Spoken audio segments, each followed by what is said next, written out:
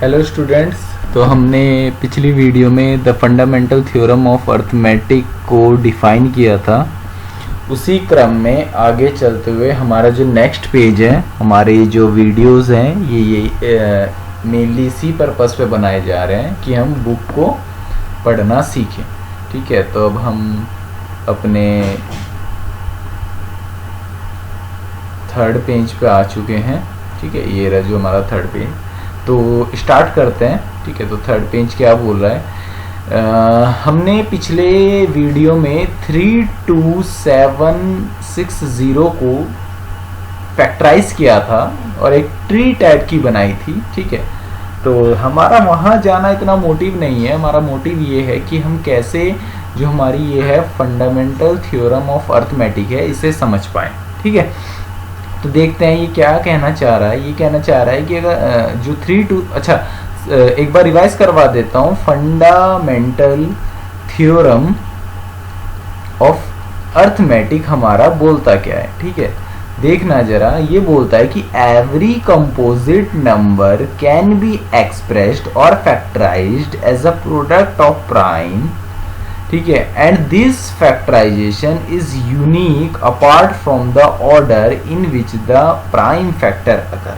मतलब अगर मेरे पास कोई भी एक नंबर है, लेट कर लिया 20, तो मैं इसे प्रोडक्ट ऑफ किस में लिख सकता हूँ, प्राइम फैक्टर में। जैसे मैं 20 को क्या लिख सकता हूँ, 2 to the power 2 into 5। ठीक है, तो ये ही फंडामेंटल थ्योरम ऑफ अर्थमेटिक है मेनली।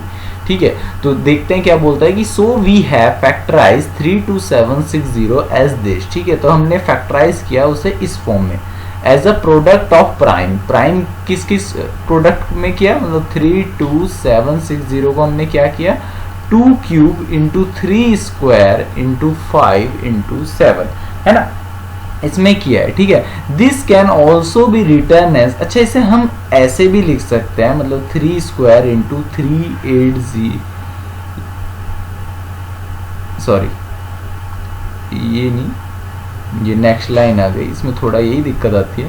ठीक है, तो इसने कहा as a product of power of prime, तो हमने इसे जनरली किस में लिख दिया, product of power of prime. मतलब हमने प्रोडक्ट किनका किया है, कुछ प्राइम नंबर हैं, और प्राइम नंबर कैसे, मतलब सिर्फ प्राइम नंबर नहीं है, उनकी पावर्स भी हो सकती हैं। जैसे ये प्राइम नंबर की पावर में है, ये प्राइम नंबर की पावर में है, तो हम किसी भी नंबर को, ठीक है, product of power of prime में लिख सकते हैं। ठीक है, of course you have to check, जैसे अब इन्होंने एक नया नंबर लिया है 1 2 3 4 5 6 7 8 9, अच्छा नंबर है। जनरली हम जब कभी गेम वेम खेलते हैं तो हम ऐसे नंबर ले लेते हैं कि चलो इसका फैक्टराइज करो, क्या करना है ना जी, ये मैथमेटिकल गेम भी हो सकता है। तो इसे इन्होंने दिखाया 3 स्क्वायर इंटू 3803 इंटू 3607।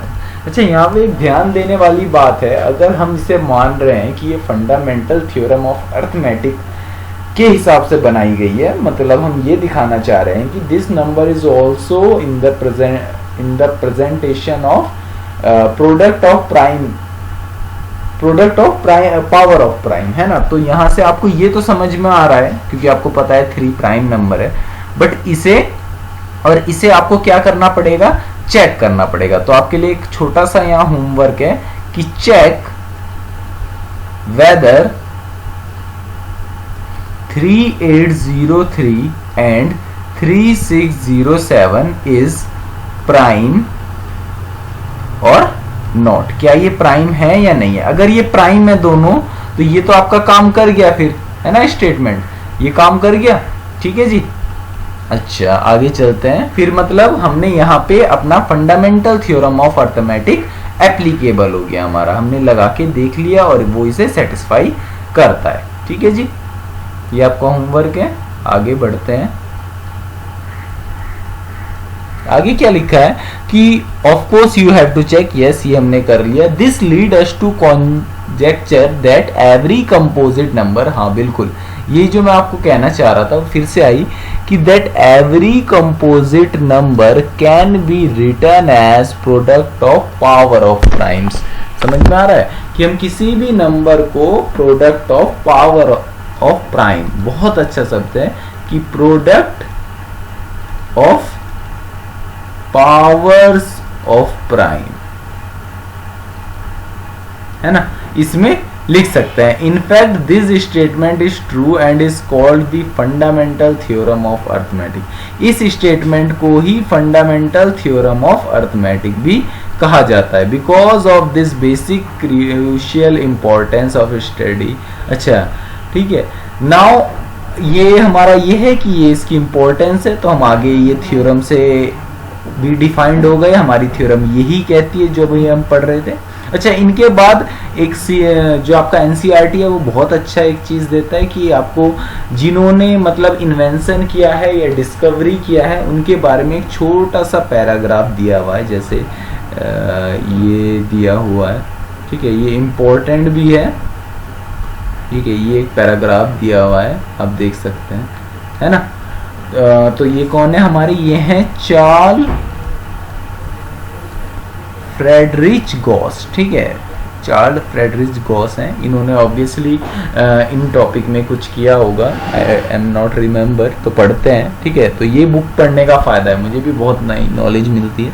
तो as equivalent version of theorem 1.2, ठीक है, एक इक्विवेलेंट वर्जन है थ्योरम का, मतलब लगभग same, was probably first recorded as proposition 14 of book 9 in Euclid element. अच्छा, before it came to be known as fundamental theorem of arithmetic. अच्छा, मतलब जब तक हमारे पे फंडामेंटल थ्योरम ऑफ अर्थमेटिक नहीं आया था, तो जो आपका ये थ्योरम है 1.2, तो उसे इक्विवेलेंट वर्जन में इसके रखा जाता था कि मतलब लगभग दोनों एक ही चीज कह रही हैं, ठीक है। However the first correct proof, मतलब उसका हमारे पास प्रूफ नहीं था, बट हमें फर्स्ट प्रूफ किसने दिया, सर चार्ल्स फ्रेडरिच गॉस ने, ठीक है। इन्होंने हमें फर्स्ट, जब तक हम मैथ में एक ही बेनिफिट ये है कि जब तक आपको किसी चीज का प्रूफ नहीं आ जाता तो आप उसके बारे में डिटेल्ड कुछ नहीं बता सकते, है ना। तो जब हमें प्रूफ मिल गया, जो इन्होंने किसमें दिया है, इन हिज बुक है इनकी डिस्क्विटियस अर्थमेटिक के नाम से एक बुक है, तो उसमें दिया हुआ है, ठीक है। तो Charles Friedrich Gauss is often refer to as the prince of mathematician. ये बहुत बड़ी बात है, मतलब इन्हें क्या कहा जाता है, प्रिंस ऑफ मैथमेटिशियन। अगर आप एक अच्छे मैथमेटिशियन है ना, तो ये आपके मतलब ओलंपियाड में भी हो सकता है, पूछा जा सकता है कि who was known as prince of mathematician, है ना, and is considered one of 3 greatest mathematician of all time along with Archimedes and Newton. मतलब ये ग्रेट जो 3 मैथमेटिशियन हुए, Archimedes and Newton.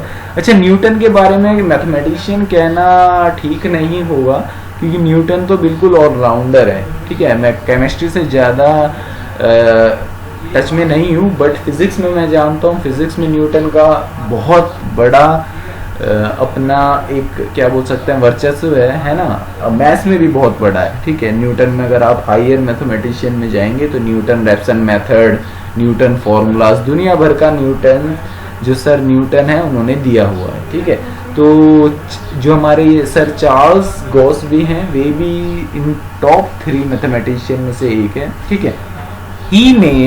he has made fundamental contribute to both mathematics and science, ठीक है। अच्छा, mathematics और science में अगर कोई डिफरेंस पूछे तो ज़्यादा डिफरेंस नहीं है, ये एक ही नाव के, ठीक है, 2 सवार हैं जिनके पास कोई किनारा नहीं है, ठीक है। आप अगर एक नाव में बैठे हैं और आपके पास, मान लीजिए, ये जनरल सी बात है, ठीक है, ये एक मैथमेटिक्स है, एक किनारा, एक साइंस है। आप जिसके पास जाओगे, ठीक है, वो आपको दूसरे के तरफ भेज देगा। मतलब आप कहोगे कि this is better, now this is say no this is better, ठीक है। When you came to mathematics, sir are you better, then he say no I am not better, you should go for science, ठीक है। Mainly मतलब क्या है, किसी भी नदी में अगर हम 2 तट की बात करते हैं, हमारा एक रीज़न ये हो सकता है कि ये एक दूसरे से अलग है, बट ऐसा नहीं है, क्योंकि अगर एक तट नहीं होगा तो दूसरे का कोई मतलब नहीं होगा, है ना। तो अपने अपने मतलब होते हैं दोनों ही तरीके से। तो वैसे ही मैथमेटिक्स एंड साइंस है, ठीक है। अगर हमें कोई कहे सर मैथमेटिक्स ही सुप्रीम है या साइंस ही सुप्रीम है, तो ये कहना गलत होगा। दोनों एक दूसरे मतलब एक सिक्के के दो पहलू हैं, ठीक है। अगर एक सिक्के में सिर्फ हेड हो टेल ना हो तो उसका भी कोई मतलब नहीं होता, या एक हिस्से में सिर्फ टेल हो हेड ना हो तो उसका भी कोई मतलब नहीं होता, ठीक है जी। तो अब आगे बढ़ते हैं, पहले थोड़ी सफाई कर लेते हैं। आजकल बहुत नए नए टूल्स आ गए हैं जो पढ़ने में आपको काफ़ी हेल्प कर सकते हैं, इनका आप यूज़ भी कर सकते हो, ठीक है। ये जिस पे मैं बना रहा हूँ this is Microsoft white board, ठीक है। और जिसमें मैं रिकॉर्ड करता हूँ वो फ्री कैम के नाम से हैं, दोनों ही बिल्कुल फ्री हैं, तो आप भी अपने में यूज़ कर सकते हैं किसी काम के लिए। द फंडामेंटल थ्योरम, आगे बढ़ते हैं। The fundamental theorem of arithmetics says that every composite number can be factorized as a product of primes. ये बार बार हम इसे देख पा रहे हैं कि ये बार बार यही चीज बोल रहा है कि फंडामेंटल थ्योरम ऑफ अर्थमेटिक, ठीक है। उसके बावजूद भी अगर आप पूछेंगे किसी से what is the fundamental theorem of arithmetic, वो फिर भूल जाएगा। तो ये सब चीजें भूलने वाली नहीं है ना। Fundamental theorem of arithmetic says that every composite number can be factorized as a product of prime, ठीक है। बार बार वही चीजें। एक्चुअली इट सेज मोर, मतलब ये सिर्फ इतना ही नहीं कहती, ये इससे ज्यादा भी बोलती है। ये क्या बोलती है? It says that given any composite number is can be factorized as a product of prime number is a unique. ये बड़ी बात है, इस बात का आप मतलब समझना थोड़ा ध्यान से, ठीक है। ये जो शब्द आया ना इसमें यूनिक, इसका आप मतलब समझना, ठीक है। ये आपका जो वर्ड है यूनिक, यूनिक का मतलब होता है कि अगर आप देखा जाए आपके पास कुछ कंडीशन है, उस बिना पर ये सिर्फ एक ही रिप्रेजेंटेशन देता है। मतलब अगर मैं कहना चाहूँ, मान लीजिए ज़्यादा बड़ा नहीं, 40 का हम प्रेजेंटेशन लिखना चाहते हैं, तो 40 का लिखते हैं तो क्या बनेगा? 40 का ट्री बनाते हैं तो 2 20, 20 का क्या हो गया 10, फिर 2, 10 का फिर क्या हो गया 2 और 5, है ना। तो अगर हम 20 लिखना चाह रहे हैं तो क्या हो गया 2 क्यूब इंटू 5, ठीक है। तो 8 इंटू 5 40 ऑब्वियसली।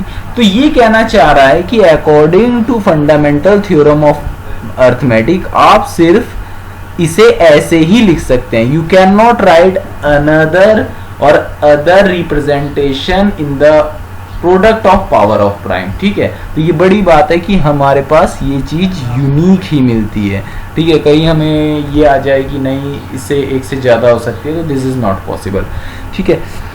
आगे चलते हैं। Except for the other in which the primes occur that is given any composite number there is only one and one way, ठीक है। ये अच्छा चीज है कि हमारे पे there is only one and only way to write its product of prime. बड़ी बात है बहुत कि मतलब हम पे रास्ता है। तो ये आपके में सवाल पूछ भी सकते हैं कि क्या ऐसे कोई अलग रास्ते हैं, इज दिस पॉसिबल, है ना। 10th के बोर्ड एग्जाम में ट्रू फॉल्स में पूछ सकता है, ठीक है। आपको 4 तरीके से लिख के दे सकता है। एक पूछ सकता है जैसे मैं 40 को लिख सकता हूँ कि अगर मैं अकॉर्डिंग टू लिखना चाह रहा हूँ तो कोई लिखेगा दिस इंटू दिस, है ना। कोई लिख देगा 2 क्यूब इंटू 5, ठीक है। एक ऑप्शन ये बना दिया, एक ऑप्शन ये बना दिया, एक ऑप्शन ये बना दिया, ठीक है। तो हमारा according this is the correct representation because we can write in the product of power of prime, है ना। ठीक बात है। So for example if we regard the 2 into 3 into 5 into 7 as same. अच्छा इन्होंने वैसे ही बताया कि मतलब अगर मान लो 2 इंटू 5 लिखे तो कोई कहने लगे सर 5 इंटू 2, मतलब ऑर्डर डिपेंड नहीं करता। आप कहने लगो सर ऑर्डर है इसलिए रिप्रेजेंट है, दिस इज नथिंग, ठीक है। ये सेम ही चीज लिखा हुआ है। और any other possible order in which there is prime are written, ठीक है। This fact is also stated in the following form.